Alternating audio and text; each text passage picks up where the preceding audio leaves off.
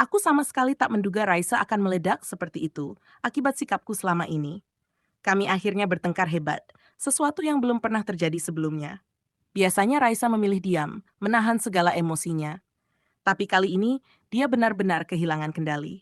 Dengan suara lantang, dia memintaku pergi dari rumah kami. Puncaknya di depan ibuku sendiri, dia mengungkapkan sesuatu yang mengejutkan. Aku sudah memutuskan. Aku ingin berpisah darimu. Semua berkas perceraian akan aku urus. Tolong, Dek, jangan begini. Kita bisa bicara baik-baik. Namun dia hanya menggeleng tegas. Wajahnya penuh dengan luka dan kekecewaan yang mendalam. Kata-katanya seperti duri yang menusuk tajam. Aku sudah memintamu berkali-kali. Antar aku periksa kandungan, kau menolak. Belanja bulanan pun aku minta ditemani, kau abaikan. Bahkan untuk sekadar makan malam bersama, kau tidak mau. Selalu saja alasanmu sama, lebih memilih waktu bersama Shanum dan ibunya.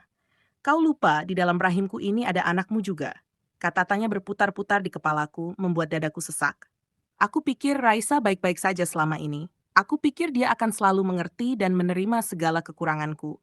Ternyata aku salah besar. Kekesalannya seperti tamparan keras yang menyadarkanku. Aku telah meremehkannya, menganggap dia akan selamanya sabar. Dan ya, semuanya berawal dari kesalahanku. Sikap acuhku, rasa egoisku, hingga bayang-bayang masa lalu bersama Anggi yang belum bisa kulupakan. Tapi, walau begitu, aku tidak ingin kehilangan Raisa. Dia adalah perempuan yang sangat baik.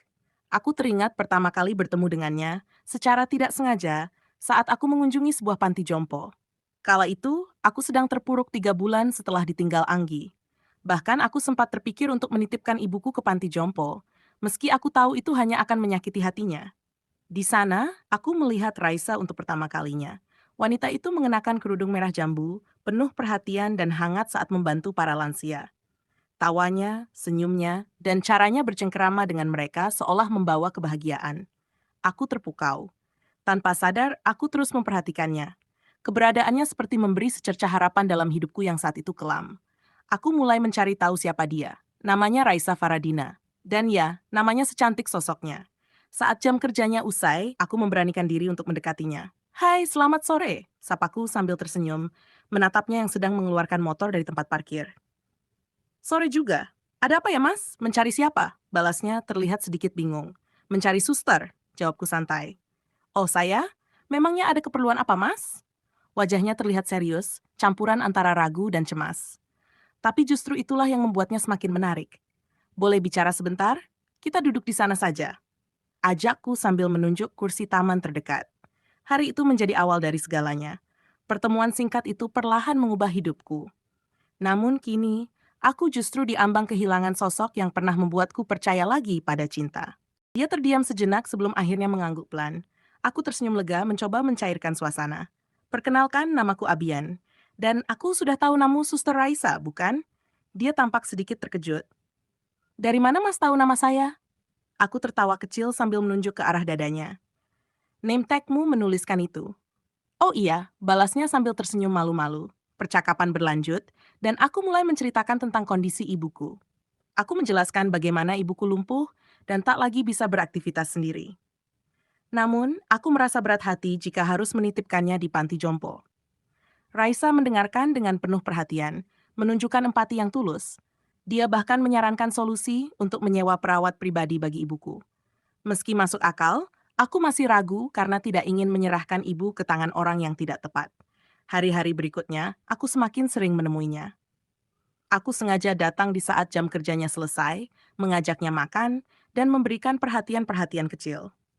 Hubungan kami pun semakin dekat. Dari obrolan kami, aku mengetahui bahwa Raisa adalah seorang perantau yang bekerja di panti setelah menyelesaikan kuliahnya.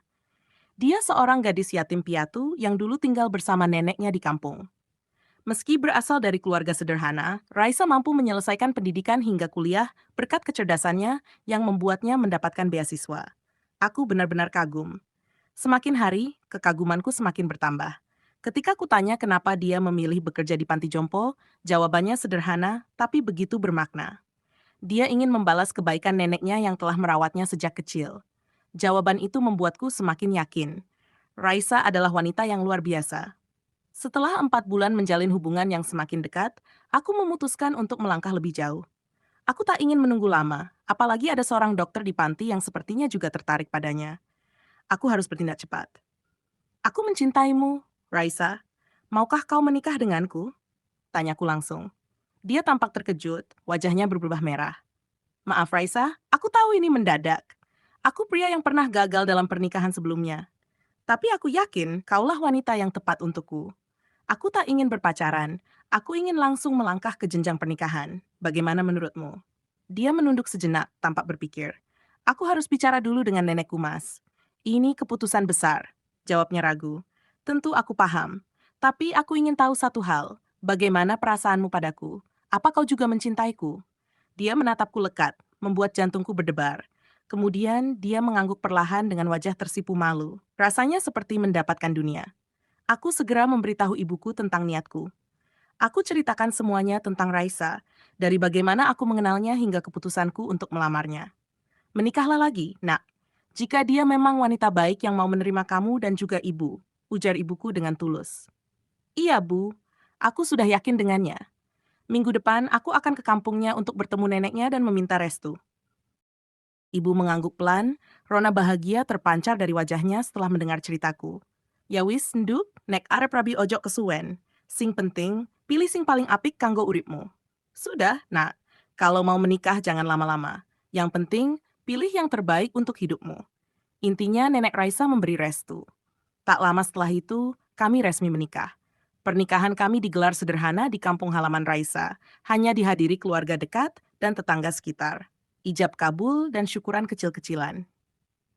Meski sederhana, aku bisa melihat kebahagiaan yang terpancar dari wajah Raisa. Sebagai mahar, aku memberinya satu unit rumah. Ini bukan sekadar hadiah, melainkan bentuk keseriusanku untuk mengikatnya. Aku ingin dia sepenuhnya menerima kehidupan barunya bersamaku, termasuk merawat ibuku. Setelah menikah, aku meminta Raisa untuk berhenti bekerja. Segala kebutuhan rumah tangga sudah lebih dari cukup, dan dengan begitu, dia bisa fokus mengurus ibu. Rencanaku ternyata berhasil. Raisa dan ibu menjadi sangat dekat. Dia merawat ibu dengan penuh kasih, sesuatu yang bahkan aku sendiri sulit lakukan. Malam-malamku pun lebih tenang karena tak lagi harus khawatir tentang kondisi ibu. Namun, baru 6 bulan sejak kami menikah, hubungan kami tiba-tiba berada di ujung tanduk. Tidak, aku tidak akan membiarkan Raisa meninggalkanku. Jika dia pergi, ibu pasti akan terpukul. Raisa telah menjadi bagian penting dalam hidup ibu. Tidak ada wanita lain yang bisa merawat ibu sebaik dirinya, termasuk mantan istriku yang dulu masih kucintai. Apa kau pikir aku ini hanya wanita lemah yang tak bisa berbuat apa-apa? Bahwa aku hanya akan menangis dan selalu menuruti kata-katamu? Kau salah besar, Mas, kata Raisa lantang, suaranya penuh emosi. Aku terdiam sejenak, terkejut mendengar keberaniannya. Dek, istighfar. Ingat, kamu sedang hamil sekarang. Jangan terlalu emosi. Apa kamu ingin anak ini lahir tanpa kehadiran seorang ayah? Ujarku mencoba menenangkan situasi. Namun, Raisa menatapku dengan tajam, matanya penuh dengan kemarahan dan kekecewaan. Lebih baik anak ini tidak pernah mengenal ayahnya, katanya dengan suara gemetar. Daripada harus memiliki seorang ayah yang pilih kasih, yang bahkan sejak awal kehadirannya tidak pernah peduli. Kata-katanya seperti belati yang menancap dalam di hatiku. Kenapa kamu jadi begini, Raisa? Kamu bukan seperti Raisa yang aku kenal dulu. Apa kamu tega memisahkan seorang anak dari ayahnya? Ujar Abian dengan nada penuh pembelaan. Raisa menatapnya tajam. Jangan menyalahkanku, Mas. Kalau saja kamu bisa sedikit saja menghargai perasaanku, aku tidak akan seperti ini. Tapi kamu yang tega. Kamu pamer kemesraan dengan mantan istrimu tanpa memikirkan perasaanku. Dan sekarang, ketika aku ingin mengakhiri ini, kamu malah menolak. Mas, kamu itu laki-laki paling egois yang pernah aku kenal. Abian terdiam sejenak sebelum berkata dengan nada melunak. Aku tahu aku salah, Dek. Tapi kumohon, jangan marah-marah seperti ini. Ingat, kamu sedang hamil. Itu tidak baik untuk bayi kita. Raisa menggeleng. Air matanya mengalir tanpa henti. Apa pedulimu soal itu? Kamu melarangku marah-marah sekarang setelah semua yang kamu lakukan? Tentu saja aku peduli, jawab Abian dengan nada tegas namun penuh ketulusan. Karena aku suamimu, dan tanggung jawabku adalah melindungi kamu dan bayi kita.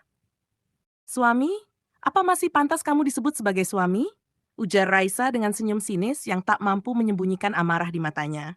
Kata-katanya menusuk hatiku seperti belati. Aku menahan napas, berusaha tetap tenang agar tidak terpancing emosi. Jika aku kehilangan kendali, Raisa hanya akan semakin kecewa padaku. Aku tahu semua ini hanya luapan emosinya karena belakangan aku lebih sering meluangkan waktu bersama Shanum. Sudahlah, Dek. Jangan marah-marah terus. Kamu cuma lagi emosi sesaat. Tolong pikirkan lagi dengan tenang. Perpisahan bukan solusi yang tepat. Kita masih bisa memperbaiki semuanya. Aku minta maaf dan aku janji akan mengurangi waktu pertemuanku dengan Shanum. Ucapku mencoba meluluhkan hatinya. Raisa menggeleng pelan, tetapi butiran air mata mulai menggenang di sudut matanya. Hatiku sudah terlalu terluka, Mas. Ini bukan soal Shanum. Dia anakmu, dan aku tidak pernah melarangmu bertemu dengannya. Masalahnya adalah kamu. Kamu memperlihatkan kemesraan dengan Anggi, bahkan membelikannya rumah baru. Padahal kalian sudah tidak memiliki ikatan apapun. Apa kamu masih mencintai Anggi? Kalau iya, silakan rujuk dengannya. Tapi aku tidak akan bertahan. Aku mundur. Tidak, Raisa. Semua itu tidak benar. Kalau kamu ingin aku memutuskan hubungan dengan Anggi, aku akan melakukannya. Aku rela, Dek. Demi kamu. Tolong, beri aku kesempatan. Aku akan memperbaiki semuanya, pintaku dengan penuh harap. Namun, Raisa menggeleng lebih cepat, air matanya mulai mengalir deras. Sudah terlambat, Mas. Aku sudah memutuskan. Aku ingin kita berpisah. Kalau bisa, aku minta kata talak darimu sekarang juga. Aku ingin semuanya selesai. Dengan begitu, tidak akan ada lagi yang menghalangimu untuk kembali bersama Anggi. Katanya dengan suara bergetar dan mata yang penuh luka. Aku buru-buru memeluk Raisa yang bersiap meninggalkanku. Ada sesuatu dalam hatiku yang terasa remuk saat membayangkan dia benar-benar pergi. Jika kami berpisah, siapa yang akan merawat ibu? Raisa, tolong, jangan pergi. Semua ini memang salahku. Aku tahu, aku telah berbuat kesalahan besar. Aku tak bisa sepenuhnya melupakan cinta yang pernah ada untuk Anggi, wanita yang kini sudah menjadi masa lalu. Rasa itu kembali tumbuh saat takdir mempertemukan kami 4 bulan yang lalu. Hari itu, aku tak sengaja bertemu Anggi di sebuah minimarket. Dia sedang memilih barang belanjaan sambil menggandeng seorang gadis kecil yang tak asing bagiku. Imut dan begitu cantik. Anggi, panggilku pelan. Dia menoleh, wajahnya menampakkan keterkejutan yang sulit disembunyikan. Mas, jawabnya dengan suara sedikit gemetar. Aku tersenyum, lalu berjongkok di hadapan gadis kecil itu. Dadaku bergetar saat melihat matanya. Matanya adalah pantulan dari masa lalu yang pernah kami miliki. Shanum, ayah rindu sekali padamu, nak, bisikku sambil merengkuh tubuh mungilnya ke dalam pelukanku. Ayah, dia memanggilku dengan suara kecilnya. Untuk pertama kalinya setelah sekian lama, aku mendengar panggilan itu lagi. Dadaku bergemuruh oleh rasa haru yang tak bisa kubendung. Momen ini adalah yang paling kurindukan selama ini. Kuciumi wajah mungilnya berulang kali. Ayah sangat rindu, nak. Ayah bahagia sekali bisa bertemu denganmu lagi. Ku gendong Shanum, dan dia tersenyum lebar. Tawa kecilnya bergema, mengisi kekosongan yang selama ini menghantuiku. Dalam dekapanku, Shanum terus memanggilku ayah, seolah ingin mengukuhkan kembali hubungan kami yang hampir terkubur oleh waktu. Anggi, bagaimana kabarmu? Tanyaku dengan nada lembut, mencoba mengusir kegugupanku. Anggi mengangguk kecil sambil tersenyum. Alhamdulillah, aku baik-baik saja, Mas. Dadaku tiba-tiba berdebar tak menentu. Setelah 1 tahun berlalu tanpa pertemuan, akhirnya aku melihatnya lagi. Wajah yang begitu akrab itu seolah membangkitkan kenangan yang telah lama terkubur. Kamu sedang belanja ya?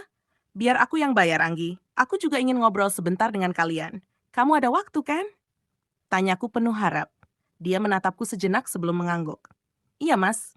Ambil semua yang kalian butuhkan, Anggi. Shanum mau apa? Es krim atau susu? Tanyaku sambil menoleh ke arah putri kecilku. Mau es krim ya? Serunya dengan riang. Aku tertawa kecil. Haha, baiklah sayang. Ambil juga jajan yang kamu suka. Asik!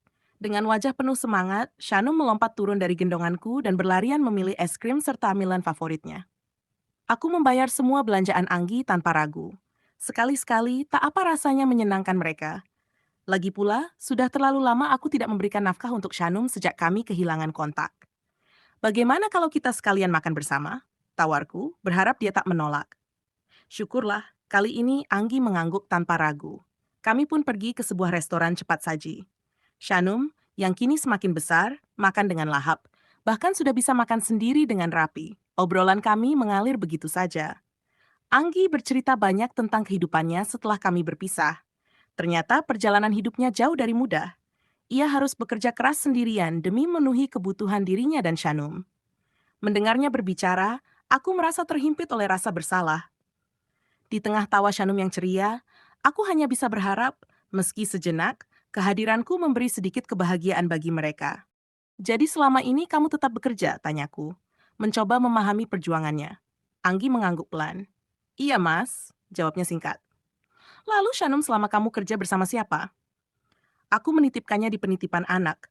Ucapnya dengan nada lelah, mencerminkan beban yang selama ini ia tanggung sendiri. Aku menarik napas panjang, mencoba merangkai kata-kata. Bagaimana kalau Shanum tinggal bersamaku saja? Aku bisa memastikan dia mendapatkan semua yang dia butuhkan, dan ada yang mengurusnya dengan baik di rumah.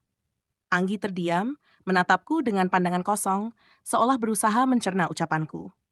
Aku sudah menikah lagi, Anggi. Istriku Raisa pasti bisa menerima Shanum. Aku akan mempertemukan kalian nanti. Lanjutku, berusaha meyakinkannya. Setelah percakapan itu, aku mengantarnya pulang sambil meminta nomor teleponnya agar tetap bisa berkomunikasi. Beberapa hari kemudian, aku membawa Raisa untuk bertemu Anggi dan Shanum. Walaupun ini adalah pertemuan pertama mereka, suasana terasa hangat. Raisa memang memiliki sifat yang supel dan mudah bergaul, mungkin karena pengalamannya sebagai mantan perawat. Namun, ketika aku kembali menyampaikan keinginanku agar Shanum tinggal bersamaku, Anggi langsung menolak dengan tegas. Air matanya pun tak mampu ia tahan. Mas, kita memang sudah berpisah, tapi tolong jangan pisahkan aku dengan Shanum. Dia anakku, Mas. Aku gak bisa hidup tanpanya. Suaranya bergetar, penuh emosi yang tulus.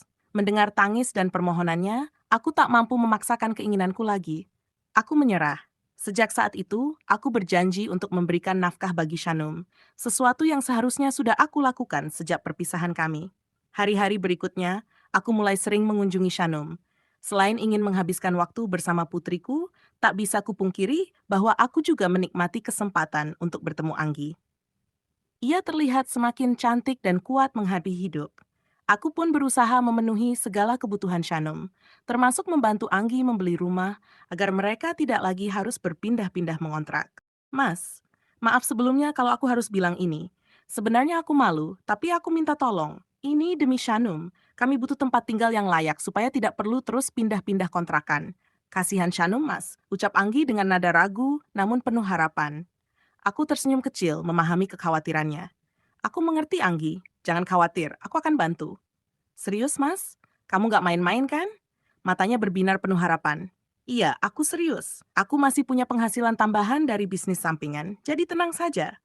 Uangnya cukup untuk bayar DP rumah, jawabku mencoba meyakinkannya. Anggi tersenyum lebar, senyum yang selama ini jarang terlihat. Sejak saat itu, hubungan kami terasa semakin dekat, seperti keluarga yang tak pernah terpisah. Namun, aku mulai menyadari ada hal lain yang perlahan berubah. Aku semakin sering menghabiskan waktu dengan Anggi dan Shanum. Hingga tanpa sadar, aku mengabaikan Raisa di rumah. Lepaskan aku, Mas. Raisa meronta dalam pelukanku, napasnya terdengar terengah-engah. Sadar aku memeluknya terlalu erat, aku segera melepasnya. Maaf, Raisa, aku tidak sengaja. Mas, kamu gila? Kau hampir membuatku tak bisa bernapas. Kau sadar apa yang baru saja kamu lakukan? Serunya dengan suara penuh kemarahan dan kesakitan. Aku mengusap wajahku dengan kasar, merasa bersalah atas apa yang terjadi. Maafkan aku, Dek. Aku benar-benar hilaf, gumamku. Namun Raisa hanya menggelengkan kepala dengan kekecewaan yang jelas terpancar. Dia segera pergi meninggalkan kamar, dan dengan suara keras pintu ditutup. Aku terdiam, menyadari kesalahan yang baru saja kulakukan. Aduh, kenapa aku bisa begini lagi? Batinku, menyesal.